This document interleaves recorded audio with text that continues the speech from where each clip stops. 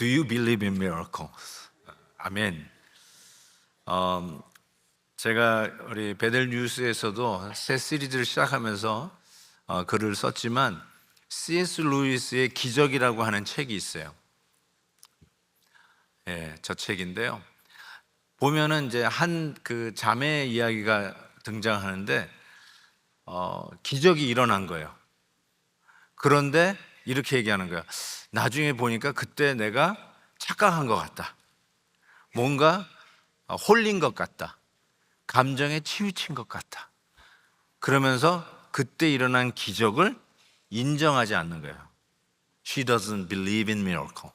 그 이야기를 하면서 어쩌면 우리들은 기적을 안 믿는 자들이 아닌가, 기적을 믿는다면서도 기적을 안 믿는 자가 아닌가라는 생각을 합니다. 그리고 기독교가 꼭 기적을 믿어야 되나? 라는 생각도 해요. 그냥 착하게 사는 것이 기독교 아닌가? 이렇게 좀 나이브하게 생각하는 경우가 있는데 C.S. 루이스는 이렇게 얘기하죠. 기독교에서 기적을 빼면 기독교가 무너진다, 망한다, 멸하여진다라고 이야기합니다. 그러니까 우리들에 있어서 가장 중요한 에센셜에 기적이 빠지면 공존, 이 기독교는 설 수 없다라고 이야기를 합니다. 그러면서 이제 다른 종교, 특별히 C.S. 루이스는 타종교, 이런 비교 종교학 쪽에 일가경에 있는 교수님 아니십니까? 그 다른 종교 얘기를 하면서 예를 들면 힌두교나 뭐 불교, 이슬람교는 기적이 없어도 그들이 주장하는 진리나 에센셜을 유지할 수 있어요. 기적이 있거나 없거나 본질을 지키는데 전혀 문제가 없어요. 근데 기독교는 기적을 빼면 아무것도 남지 않는다는 거예요. 기적과 함께 살고 기적과 함께 무너지는 것이 바로 이 기독교다라고 하면서 얼마나 이 기적이 에센셜한 것인지 몰라요. 모든 종교가 이제 공통점이 있다라고 하는 것이 예를 들어 기도하는 모습, 모든 종교에 다 기도하는 모습이 있잖아요. 성찰을 하는 게 있어요. 제가 이번에 한국에서 잠깐 쉬면서 강원도에 가서 좀 쉬었는데요. 정말 공기 좋고 그러면서 이 바닷가를 거니는데 이 좋은 곳에는 전부 다 이 절들이 있어요. 그러면서 그 속초에 그 완전히 절벽 끝에 있는 조그마한 데 거기에 사람들이 계속 줄을 서서 소위 그 뭐라 그러죠? 이렇게 절을 하고 그 옆에서는 또 스님이 그냥 목탁을 누리면서 막 하는데 제가 느끼는 거는 그냥 와, 참 정성을 다하는구나. 열심이다. 이렇게 좀 드려져요. 모든 종교에는 이런 성찰의 모습이 있어요. 그렇죠? 성찰을 해요. 그런 의미에서 우리 기독교도 성찰이라는 말은 안 쓰지만 명상하고 묵상을 하고 기도하는 그런 모습이 우리에게도 있어요. 아주 비슷해요, 어떤 면에서는. 그럼에도 불구하고 다른 종교는 성찰의 의도가 자기 안에 있는 가능성, 잠재성을 발견하고 소위 득도를 하고 깨우치면서 나도 할 수 있구나. 그 안에서 나의 잠재적인 어떤 능력을 확인하면서 어쩌면 이 종교적인 힘을 갖게 되는데 우리 기독교는 성찰의 의미가 달라요. 그런 의미에서 나를 들여다보는 의미가 달라요. 기도를 깊이 하고 묵상하는 의미가 다릅니다. 내 안에 있는 잠재성을 발견하는 게 아니라 어쩌면 정반대예요. 내 안에 있는 불가능함을 발견하는 거야. 내 안에 남아있는 게 없구나. 나는 정말 죄로 말미암아 망가져 있구나. 내 안에는 선한 것이 나올 수 없구나. 이거를 오히려 우리는 발견하게 되는 것이죠. 그래서 결국은 결론이 뭐냐면 밖에서부터 나를 치고 들어오지 않는 한 나는 구원받을 수 있는 가능성이 없어요. 밖에서부터 어떤 신적인 능력이 나에게 개입하여지지 않는 한 나는 내 스스로 설 수 없는 존재인 것을 깨닫게 되는 것이죠. 구제불능이죠. 그래서 밖에서부터 치고 들어오는 이 신적인 능력을 C.S. 루이스는 뭐라고 그러냐면 기적 중의 기적이라고 불러요. The grand miracle. The grand miracle. 우리 기독교 역사는 불가능한 우리들을 위해서 하나님이 밖에서부터 우리에게 성육신하여 치고 들어오는 사건으로 시작합니다. 기적으로 시작한다는 거예요. The grand miracle로 시작하는 게 기독교의 역사라는 거죠. 그런 의미에서 이 복음서를 보면 전부 다 예수님의 성육신 사건, 크리스마스 스토리, 우리에게 오시는 사건. 왜 우리에게 오실까요? 우리가 스스로 성찰해서 우리가 스스로 쓰면 안 될까요? 우리 안에 그 가능성이 없으니까. 다른 종교의 성찰과는 완전히 다르게 불가능하고 구제불능인 인간에게 그 역사를 깨고 개입하고 밖에서부터 하나님의 능력으로 치고 들어오는 이 기적 중의 기적, 더 그랜드 미라클로 시작하는 것이 기독교임을 이야기를 합니다. 그래서 오늘 누가복음도 마찬가지인데요. 우리에게 오신 그 주님께서 공생애를 시작하는 모습을 하는데, 누가복음 3장, 우리가 오늘 읽은 본문 4장 직전인 3장에 보면 예수님이 세례 요한의 그 고사에도 불구하고 반대에도 불구하고 세례를 받습니다. 세례는 죄인들이 받는 거예요. 죄 씻음을 상징하잖아요. 그래서 죄인들이 받는 거예요. 우리 유아 세례, 우리 방금 에스라가 받았는데 귀여워서 주는 게 아니에요. 예뻐서 주는 게 아니라 예수 그리스도의 구속의 은혜가 아니면 구원받을 수 없다라고 하는 상징으로 죄인들이 받는 게 세례예요. 근데 죄가 없으신 예수님이 세례를 받음으로 공생애를 시작해요. 그 의미가 무엇일까요? 죄인들과 함께 동일화되는 작업이죠. 내가 너희들과 같이 죄인의 모습으로 너희들의 죄를 전가받아서 그 죄를 해결하기 위해서 오신 메시아임을 시작하는 거죠. 그걸 상징적으로 나타내는 것이죠. 그리고 오늘 본문 4장에 들어오면 이 4장 초반부에 예수님이 광야에 나가서 시험을 받는 사건이 나옵니다. 우리도 시험을 받고 우리도 유혹을 받고 우리는 자주 넘어집니다. 그런데 우리가 넘어지고 우리가 유혹받는 그것을 예수님이 광야에서 시험 받고 유혹을 받으시지만 예수님은 승리하시죠. 우리가 넘어지는 죄의 문제를 우리 예수님께서 그 문제를 해결하실 수 있는 메시아임을 보면서 오늘 4장이 시작하고 이제 본문이 시작됩니다. 저는 이 커멘시 미라클 시리즈를 시작하면서 기적을 이제 믿읍시다 이런 이야기를 하고 싶은 게 아니라, 왜냐하면 we do believe in miracle. 그렇죠. 우린 기적을 믿어요. 그렇지만 우리가 이 삶 속에 일어나는 기적 속에서 야 정말 센세이션하다, 샤킹하다, 서프라이징한 일이 나에게도 일어났구나, 이걸로 끝나는 깜짝 쇼가 미라클이 아니라 the grand miracle, 우리를 구원하시기 위해서 하나님이신 그분이 우리 가운데 개입하신 메시아로 오신 구세주로 오신 그 주님을 만나는 기적의 역사가 있기를 바랍니다. 그게 의미가 있는 거예요. 우리에게도 서프라이징이 있을 것이다는 그냥 단순한 호기심이 아니라 우리 삶 속에 오늘도 지금 현재 진행형으로 일어나고 있는 이 기적은 뭐냐, 우리에게 깜짝 쇼를 하는 게 아니라 결국은 예수 그리스도를 향하는 기적이라는 것을 깨달으면서 예수님을 만나는 은혜가 이번 시리즈에 있기를 진심으로 바랍니다. 이 광야 시험을 통과하신 후에 오늘 읽은 본문 말씀이 시작되는데 말씀 사역을 시작하세요. 말씀 사역. 14절을 보면 예수께서 성령의 능력으로 갈릴리에 돌아가시니 그 소문이 사방에 퍼졌고 친히 그 여러 회당에서 가르치심에 뭇사람에게 칭송을 받으시더라. 회당에서 가르치는 티칭 미니스트리를 시작하셨어요. 이번에 고난주간에 강사로 오시는 목사님들 교회를 보니까 교회 이름에 더가 다 붙어 있어요. 더 주님의 교회, 더 베델 교회. 그것이 더 본질에 가깝고 더 주님 사랑하는 교회를 만들겠다고 하는 어떤 비전도 있겠지만, 실은 그 더는 그런 더가 뿐만 아니라 정관사 THE, 더를 상징하는데 그 TH가 T가 티칭을 얘기해요.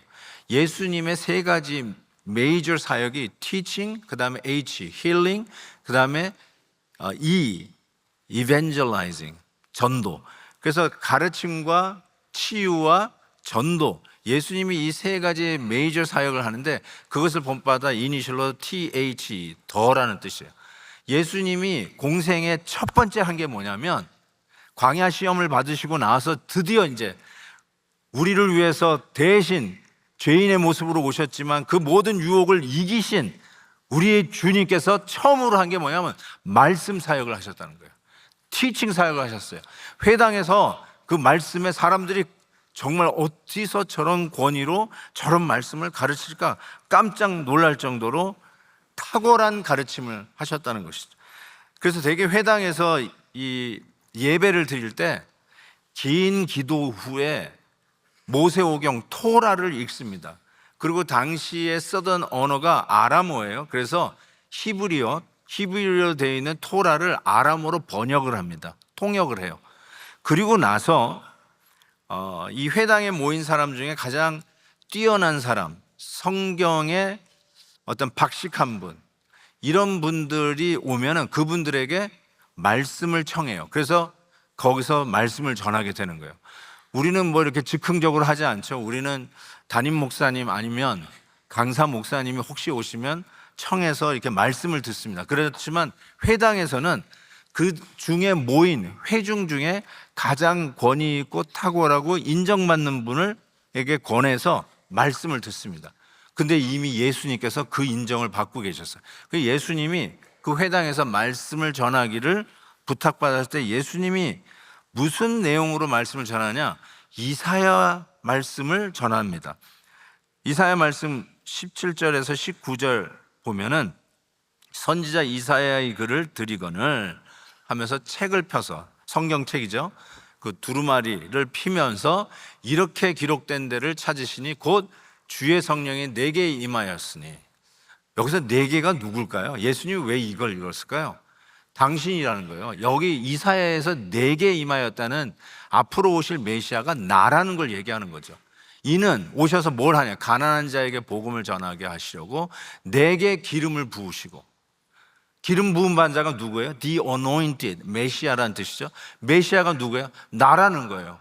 나를 보내사 포로된 자에게 자유를, 눈먼 자에게 다시 보게 함을, 전파하여 눌린 자를 자유롭게 하고 주의 은혜의 해를 전파하게 하려 하심이라 라고 말씀합니다. 이 이야기는 세례 요한도 광야에 외치는 소리, 예수님 전에 왔던 세례 요한도 외쳤던 메시지가 아니냐 혹시 그렇게 질문하실지 모르겠지만 실은 세례 요한은 이렇게 얘기해요. 16절에 보니까 누가복음 3장 16절, 나는 그의 신발끈을 풀기도 감당하지 못하겠다 얘기합니다.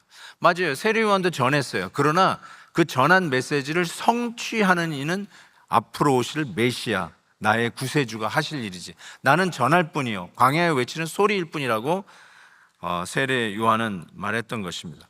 자, 이렇게 되면 우리는 어떤 반응을 보여야 할까요? 드디어 기다리던 메시아, 기름 부은 자, 바로 이 눈먼 자가 눈을 뜨고 눌린 자가 자유롭게 되고 이 성령이 임하는 이 놀라운 복음의 역사가 시작되는 이 메시지를 들은 자들은 오시는 그 메시아를 향하여 환영하고 반갑게 맞아야 했음에도 불구하고 그들의 반응은 이랬습니다. 22절 보니까 요셉의 아들이 아니냐? 요셉의 아들이 아니냐 그랬어요. 그러면서 여기서 예수님이 이런 얘기까지 하죠. 24절 보면 선지자가 고향에서 환영을 받는 자가 없다라는 말씀까지 합니다. 내가 보니까 저거 요셉 아들 아니야? 아버지 따라다니면서 카펜터 일하고 돌을 찢고, 내가 보기에는 학교를 다닌 적이 없는 것 같은데 그 아이가 강단에 서서 하나님의 말씀을 푸는데 권세가 있는 거예요. 그런데 요셉의 아들 아니냐 하면서 폄하하는 것이죠. 그러면서 선지자가, 예수님께서 이런 얘기까지 하는 거예요. 선지자가 고향에서 환영받는 일이 없다는 얘기까지 합니다. 제 고향은 어딜까요? 저는 고향이 필라델피아입니다. 근데 제가 여기 있으면요, 저한테 반말하는 사람 저는 한 번도 본 적이 없어요. 목사님 그러시죠. 심지어 저희 어머니도 김 목사 이렇게 불러요. 근데 제 고향 필라델피아만 가면 한효야 그래요. 내가 들어보지를 못했어요. 제 이름을 그렇게 부르는 사람이 없잖아요. 고향에 가면 한효야 그래요. 그러면서 네 그랬더니 참 목사 됐지 이래요. 아니 지금 60이 훨씬 넘었는데도 이제야 목사 됐지 한답니다. 고향에 가면 환영받지 못해요. 그 김장로 아들 이렇게 얘기하지 한효야 그런단 말이에요. 제 생각에는 예수님이 그런 걸 얘기하는 것 같아요. 막 하는데 보니까 요셉의 아들 아니야? 기저귀 차고 있던 거 내가 기저귀 갈아줬던 그 애 아니야? 이런 식으로 얘기하는 거죠. 예. 그리고 23절에 이런 말씀이 있어요. 이 말도 여러분이 그냥 이해를 안 하고 지나갔을까 봐 제기하는데 23절에 이렇게 폄하해요. 의사야 너 자신을 고치라. Physician, hey, medical doctor, you heal yourself. 그렇게 얘기한다는 거예요. 즉 예수님께서 이렇게 가르치는 말씀을 듣고 나서는 결국은 이렇게 폄하하는 거예요. 너나 잘하세요 이 뜻이에요. 이게 쉽게 얘기하면 너나 잘하세요. 건강하기 위해서 뭐 튀긴 음식 먹지 말라, 뭐 이렇게 밀가루 음식 먹지 말라. 저도 요즘 먹지 말라는 게 얼마나 많은지 몰라요. 그때 환자들이 하는 말이 의사 선생님이 그런 얘기를 막 하니까 선생님이나 잘 먹고 건강하세요. 나는 그냥 이거 먹고 죽을랍니다. 이런 식이야. 쉽게 얘기하면 요즘 짜장면 먹고 싶어 죽겠어요. 근데 그걸 먹지 말래. 제가 한국 가서도 짜장면을 못 먹었어요. 먹고 싶은데 그걸 못 먹겠더라고요. 어쨌든 이렇게 예수님의 가르침을 폄하한다는 거예요. 실은 하나님께서 우리에게 이런 기적의 역사를 주실 때 이 기적은 하나님의 확증이에요. 하나님이 이 일을 하고 계시다는 확증이고 하나님이 여러분의 기도를 듣고 있다라고 하는 증거예요. 히브리서 2장에 보면 우리가 이같이 큰 구원을 등한히 여기면 어찌 피하리요. 이 구원은 처음에 주로 말씀하신 바예요. 들은 자들이 우리에게 확증한 바니, 여기 보세요. 하나님도 표적들과 기사들과 여러 가지 능력과 및 자기의 뜻을 따라 성령이 나누어 주신 것으로서 그들과 함께 증언하였느니라. 우리 삶 속에 일어나는 크든 작든 그 기적을 통해서 하나님이 지금 함께 하신다는 것을 확인하고 확증하는 기회라는 것이죠. 그래서 오늘 본문에서도 예수님께서 나중에 오늘 본문 끝까지 읽어가시면 귀신 들린 자를 쫓아내세요.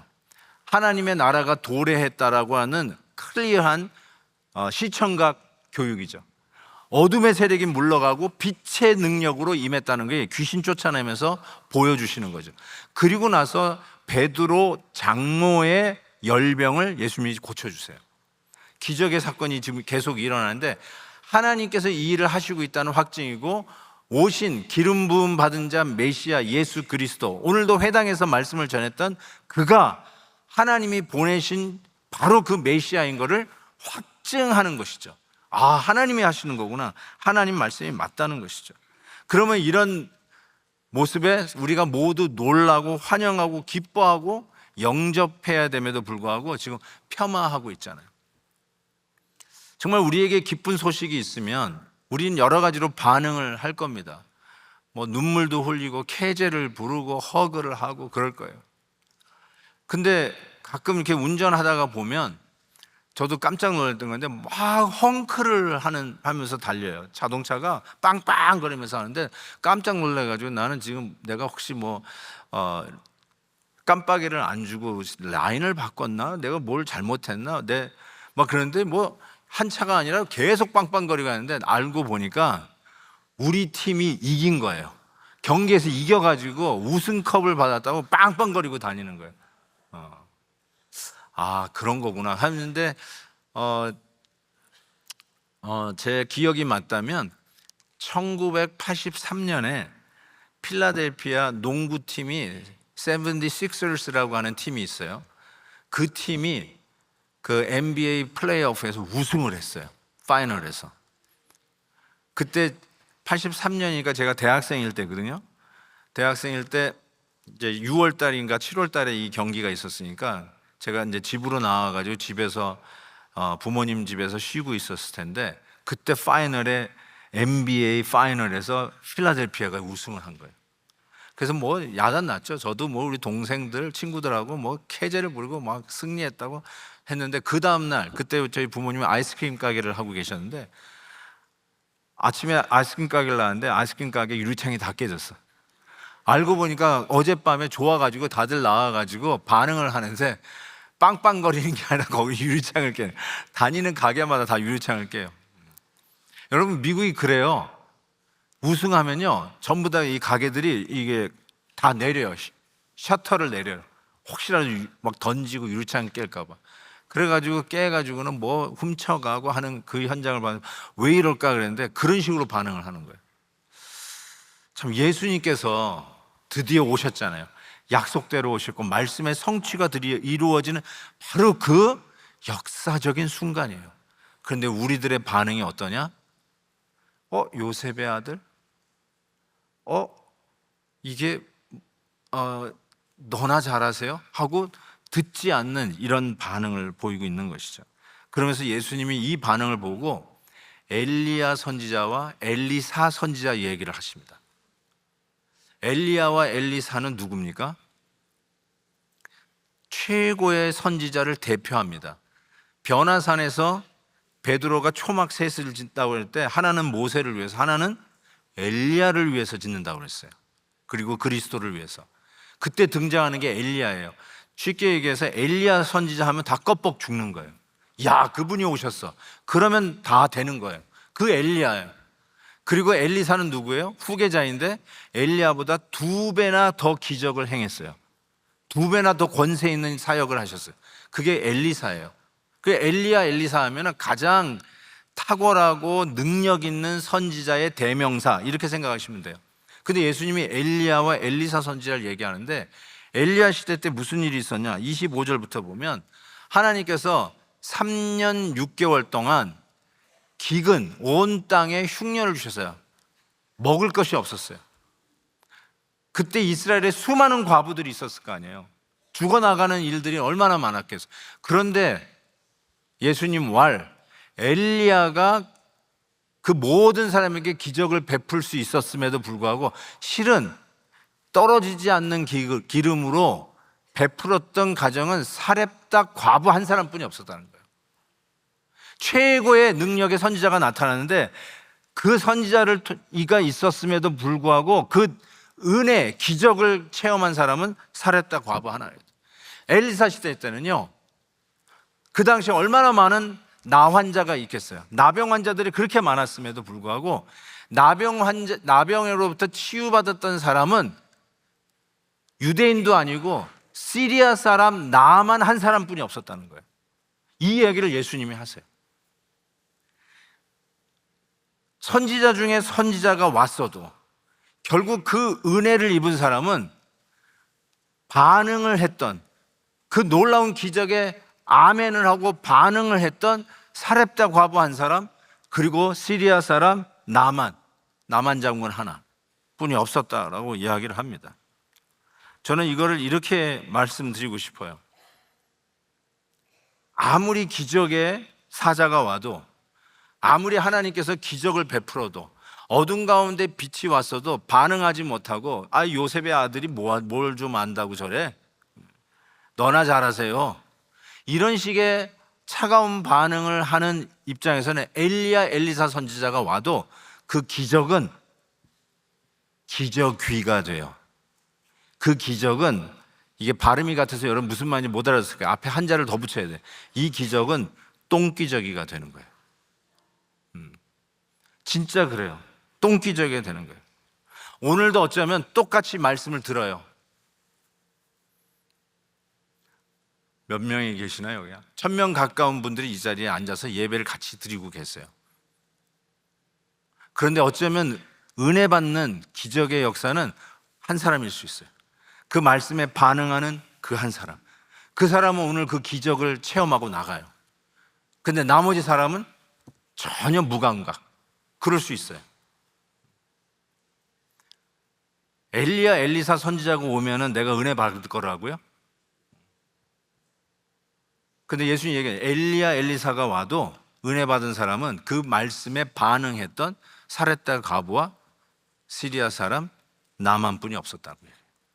말씀에 반응하는 사람만이 그 기적의 은혜를 체험하는 거예요. 그런데 기적이 있음에도 불구하고 거기에 반응하지 못하면 그 기적의 현장은 엘리야 엘리사 선지자가 왔어도 똥기적이에요. 그냥 빨리 쓰레기 던져버리는 냄새나는 일뿐이 될 수가 없다는 것이에요. 저는 말씀 묵상하는 가운데 제가 이제 BIP 늘 생각하면서 기도하는 제 친구가 있어요. 저는 중학교 때 은혜를 받고 목사 되겠다고 헌신을 했습니다. 그때 산상 기도회가 있었는데 산에서 수양관에서 이렇게 기도를 하는데 제 친구도 같이 은혜를 받았어요. 그때 제 동년배들 중에 목사가 많이 나왔어요. 제 1년 후배하고 제 그 클래스에서 정말 은혜가 있었어요. 막 그냥 성령의 물 붓듯이 부어주시는 은혜가 있었어요. 그 제 친구도 은혜를 받아가지고요, 정말 고등학교 때까지 얼마나 신실하게 주님을 섬겼는지 몰라요. 그리고 저는 이제 이민을 왔고 그 친구는 대학을 출하했는데 실패를 하고 재수를 해서 소위 스카이 대학에 재수하고 들어갔어요. 저는 이제 미국에서 대학 졸업하고 목회자 되기로 했으니까 신학교를 바로 진학했죠. 근데 이 친구가 이제 제가 신학교 다니는 이제 전도사인 때 나를 보겠다고 미국으로 온 거예요. 그 필라델피아로 왔어요. 그래서 너무 반갑고 정말 신실해서 했는데 떡 나를 만났는데 손에 뭘 들었어요. 뭔가 봤더니 맥주 캔을 이렇게 한 박스 이렇게 들고 왔어. 야, 이게 뭐냐 그랬더니 너하고 같이 마시려고 가지고 왔다는 거예요.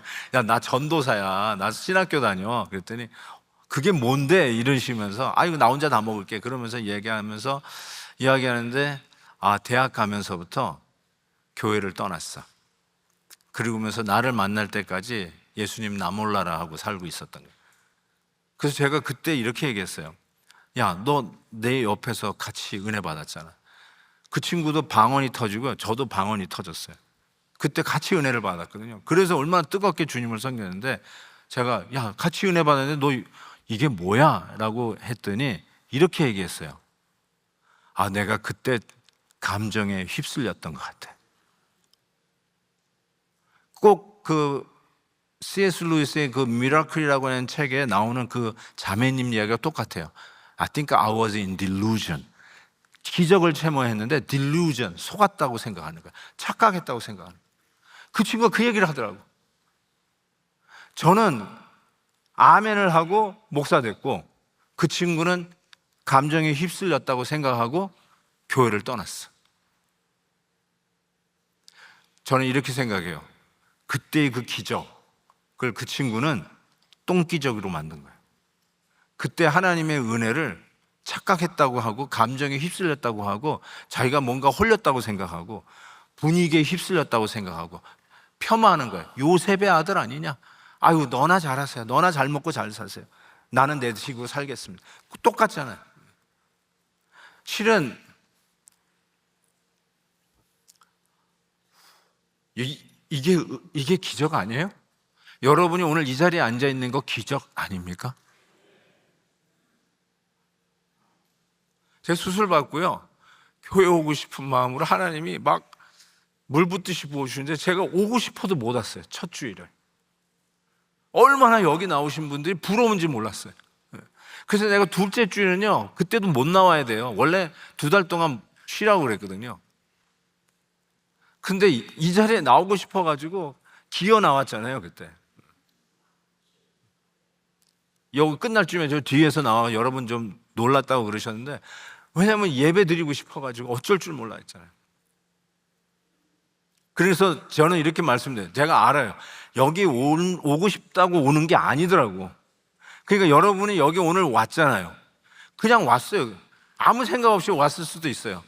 그냥 일어나서 올만 하니까 왔어요. 건강하니까 왔어요. 운전할 만하니까 운전하고 왔어요. 근데 그게 가만히 생각해 보니까 저같이 병원에 누워있는 사람 입장에 생각해 보니까 그건 기적이더라고. 오늘도 온라인으로 예배 드리는 분들 계세요. 지금 영상 보고 계시는 분 계세요. 오고 싶어도 못 오는 분들이 계실 거예요. 그분들은 여러분들에게 이렇게 여기 앉아 계신 게 기적입니다.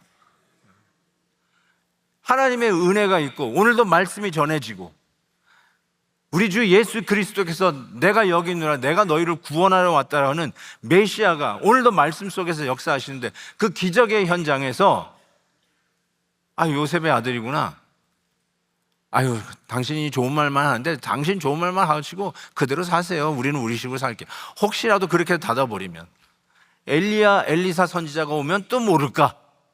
그런데 예수님 하는 엘리야 엘리사가 왔어도 사렙다 과부와 나만 장군 한 사람이었어요. 은혜에 반응하는 그 사람만 기적을 체험하고 나머지는 엘리야 엘리사 시대에도 나머지는 그 기적의 현장을 똥기적으로 만들었어요. 기적이 아니라 똥기적이. 저는 여러분에게 이렇게 말씀드리고 싶어요. 주님 앞에 이 기적의 연속을 느끼지 못하고 사는 이유가, 반응하지 못하는 이유가 뭡니까? 하나님 앞에 변명하는 이유가 뭡니까? 왜 엘리야 엘리사 선지자만 오면 될 거라고 착각하지만 실은 왔어도 반응하는 사람은 하나였잖아요. 오늘 내가 이 기적의 현장을 믿고 말씀 앞에서 반응하면 그 기적이 여러분의 축복이 될 것을 믿습니다. 그리고 그 기적의 현장 속에서 The Grand Miracle, 예수 그리스도께서 우리를 구원하시기 위해서 오신 그 주님을 만나는 역사가 있을 줄 믿습니다.